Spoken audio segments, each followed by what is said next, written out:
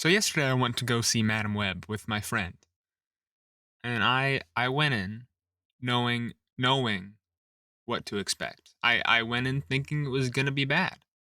Um, I saw all the reviews. I heard so many people say it was worse than Morbius, and I Morbius was bad. Morbius was really bad, but this one I just wanted to have a good time. I knew it was gonna be bad. I just wanted to have fun with it. Just to see what it brought to the table. And I saw the movie, and the criticism is warranted. I will say it's not as bad as Morbius. Morbius is another level of terrible. Morbius is boring. It's a slog to get through. Madam Web just it has entertainment to offer. First off, they got the same writers who wrote Morbius to write Madam Web. That's your first mistake right there. I don't know what they were thinking, but you can tell. You can tell that the same people who wrote Morbius wrote Madam Web. The dialogue is just so it's really bad at some parts. In a lot of parts. And the actors and actresses mostly do well with what is given. I know a lot of people think Dakota Johnson isn't like this super talented actress. She doesn't have a lot of emotion. I think she did fine. Sydney Sweeney and all the other actresses in the main roles, they did fine with the script because the script was the problem, not the acting. But to me, the main reason that this movie is, or one of the main reasons that this movie is as bad as it is the main villain. I didn't know who Ezekiel Sims was before this movie. And I looked into it and he is a villain in Spider-Man lore. But when I watched this movie, I really thought that this was the worst performance I've seen for a character in a movie. It was that bad. I don't know the actor. I don't know I don't even remember his name. You know, but the whole time I was laughing whenever he was on screen because of the way he was talking and his line delivery. And then come to find out, his lines were dubbed. I don't know why, but it makes so much sense because I did feel like his lines just felt like they were at a different sonic level. They were either just like way quiet or they just didn't feel like it was happening in the same area as the other audio. And that's its own issue. But the actual line delivery of whoever is dubbing, it's I laughed nearly every time he spoke. It the first dream sequence, he's just like, "They took my spiders. Where are my spiders? They took my spiders." It's so bad. I don't know why they dubbed it. I don't know what the main guy actually sounds like, but it couldn't have been worse. Did they just lose the audio and had to re I have no idea. I can't find anything that even admits it. It's just a lot of people, "Oh, this is definitely dubbed." Like, but who dubbed it? Who's the voice? This is Sony, $1 million company. And they completely flopped with Morbius twice. They they flopped with Morbius twice. And they released Madam Web and it's still bad. I don't know where you go from here if you're the Sony Spider-Man universe. You can't be trusted. You can't be trusted with Spider-Man anymore. If you are trying to prove to yourself and to Disney that you can handle the Spider-Man license by building a universe for Spider-Man to one day enter, you failed. You have one good movie, and that's the first Venom. Venom Let There Be Carnage was at best mediocre, and Morbius was terrible.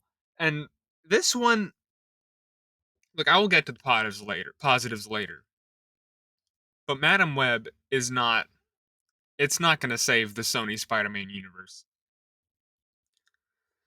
But the bad writing for the story and just, the way the story goes and the lines and the horrible dubbing are in my opinion the worst offenders of the movie.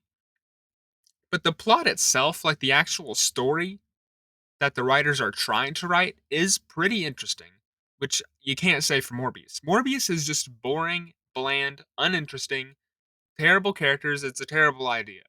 Madam Web actually has good points and, interesting things about it. Like Dakota Johnson doesn't give, a harrowing performance, but her character is at least somewhat interesting even though she starts off a little unlikable. But the character arc that Cassandra Webb goes through is I guess it's fine, there's character growth. There's emotional moments that if we were in a better if we were in a better written movie, there is a moment that I probably would have shed a tear. But the movie was just so poorly written that at the point I was like, "Oh, this is where I'm supposed to cry." But I just can't. And as much as I love Sydney Sweeney, she was terribly miscast. It's the character was just nothing. Julia Carpenter, I think was her name. Like she had no character arc whatsoever. And she was just there to be played by Sydney Sweeney, it felt like. And she Sydney Sweeney does not look like a high schooler, but they tried their best. They really did. Um, but yeah, in terms of other good things about Matt, I do like how it ended. I like that they did and oh, spoilers. I like how they made Madam Web end up being blind. I was afraid that they were just going to completely forget the Madam Web character in the end and have her just never lose her sight and never just, become actual Madam Web. Um so I like the way that they did that. Even though in the trailers they showed like the Spider Women fighting, that that's all you actually see in the movie is what you see in the trailer. They never suit up. There's no Spider Women in the movie. It's only in the dream sequences that only happen twice when the dude's like, "They stole my spiders. Where are my spiders? Give me back my spiders." And there's some other things that, you know, are at least so weird that it's funny and entertaining.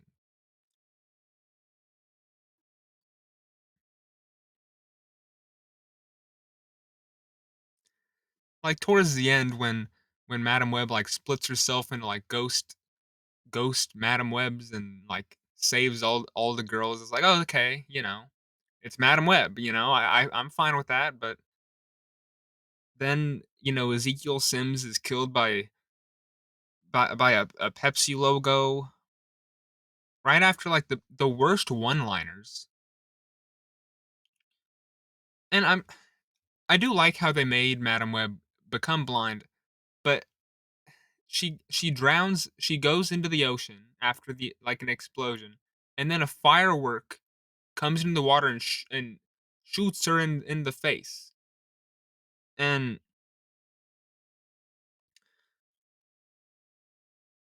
is that possible? Because when a firework goes into the water, wouldn't the fire dissipate because it's in water? Am I stupid? And I almost forgot to mention that Spider-Man was supposed to like make an appearance. Like one of the Spider-Men, like I don't know if it was supposed to be Andrew or Tom. One of them was supposed to be like the Spider-Man that would eventually become Spider-Man in this movie. But there's no mention of Spider-Man. There's no mention of Peter. They don't even say the word Peter. He is born. Peter is born, but they don't name him. They even like cop out of saying his name because like a balloon pops whenever she says, "Oh, and the baby's name is." At least Ben's in the movie. We know Ben, but I don't even remember them saying Parker. I've been kind of ranting. And I want to say I didn't think the movie was terrible. I did find it interesting and entertaining. I had fun with it, and that I mean that's the point of a movie is to be entertained. And I do understand those who think the movie is so poorly written and poorly executed that it doesn't become entertaining. But to me, I had fun with it. I think it's about like a 4 to 4.5 out of 10. It's below average easily. I didn't think the CGI was that bad. I thought like that scene where her hands started to get bloody right before the police dude died. I thought that was a pretty good scene. It was showing off, the confusion of her powers and, she didn't really know what was going on. I like that part. But really the villain just ruined everything. It has to be one of the worst comic book villains I've ever seen. And I hate to blame the actor cuz apparently they dubbed his voice. And that was the problem was his voice, but it was awful. There's been terrible superhero movie villains in a lot of superhero movies lately. Black Adam didn't have a very good one. The Flash didn't even have a villain. But this has to be top 5, maybe even top 3 worst comic book villains ever. Um but I do think there are worse comic book movies. Fantastic Four remake, for example. Um but is Madam Web worse than Morbius? No. No, Morbius is actually un unwatchable in my eyes. This movie is watchable. It's like The Room, um, in a way that it's watchable because of how funny it is, if that makes sense. It's so bad it's good. And Morbius was not. So I don't think Madam Web is as terrible as people are making it out to be. Um, that being said, I don't recommend you go out and see it. Um, unless you just love Dakota Johnson, which who doesn't? But if you're some big Madam Web fan of the character, I sorry, I don't think this is the movie you've been waiting for. Um, but yeah, Madam Web, like 4 out of 10. I'm say 4 out of 10. Could have been a lot better. Could have. I think I could have written a better script. But the plot itself was fine. It was interesting, and it was funny because of how bad it was. I think it's more of a 3 out of 10, but I grade on a curve. I had fun with the movie, so it's a 4.